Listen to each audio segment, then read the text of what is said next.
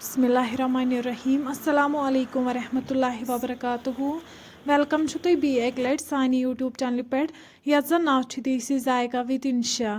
video start करने brought अगर तुम सान चैनल पे नई छो सन यूट्यूब चैनल करो सब्सक्राइब वीडियो करो लाइक तो शेयर बे दीजो पन फीडबैक आज बनाओ तिल तहर यमिच रेसिपी बह तुह शेयर कर तो करो अजिच रेसिपी स्टार्ट तिल तहर बनाने खतर थो दानस पे बान अत मज लागो वन आब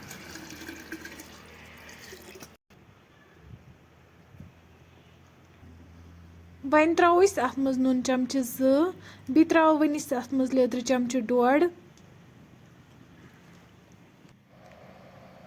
दालचीन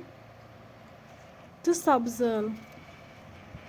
पे थो वन ठाट तीस कालस अत ग्रेख यी तीस कालस नमो यपर गंड तो यम थोक संभालित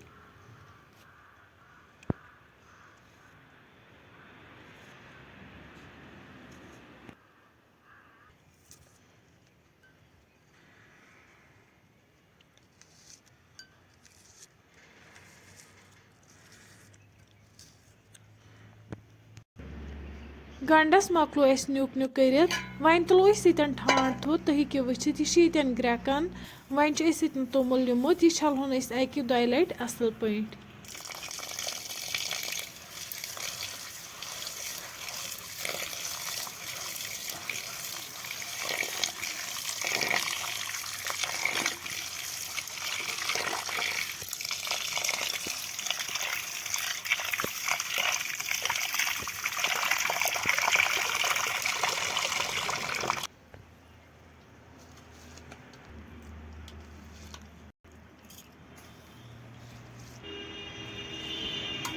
तोमुल त्रो वन अत बानस मज वन तीस कालस दानस पे थवन यीस कालस यह 90% कुक गि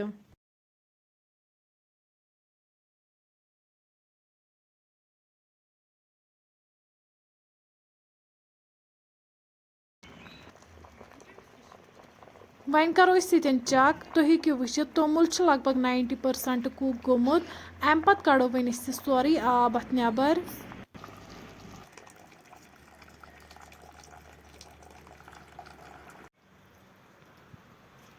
वन थो बी दानस पे यीस कालस यह तहर छाव असल पे यह 5 मिनट बाद तुलो वन यन ठाट थोत तुम हेको वुचित तहर यन बिल्कुल तैयार गमज यह असल पे छाव आमज वन वालो यह दान पे बोन वन थो अत पे कड़ाई अत मज त्रो तेल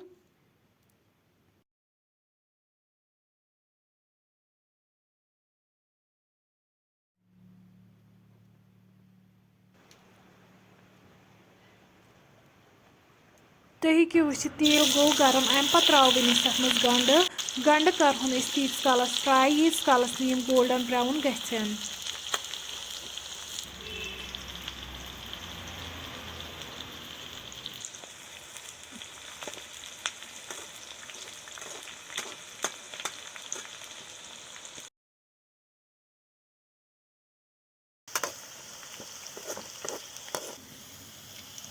तुम हेको वुचित गंड असल पे फ्राई गोमुत अम पत वालो वन दान पे बोन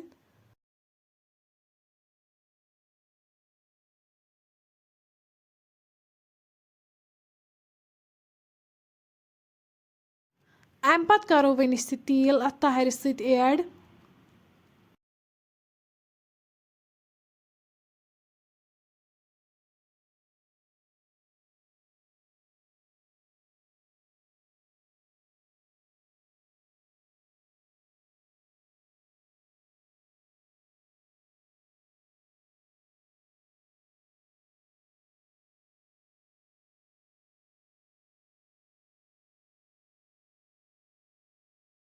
लास्टस पे त्रो वन अत मज नून चमचे डोड़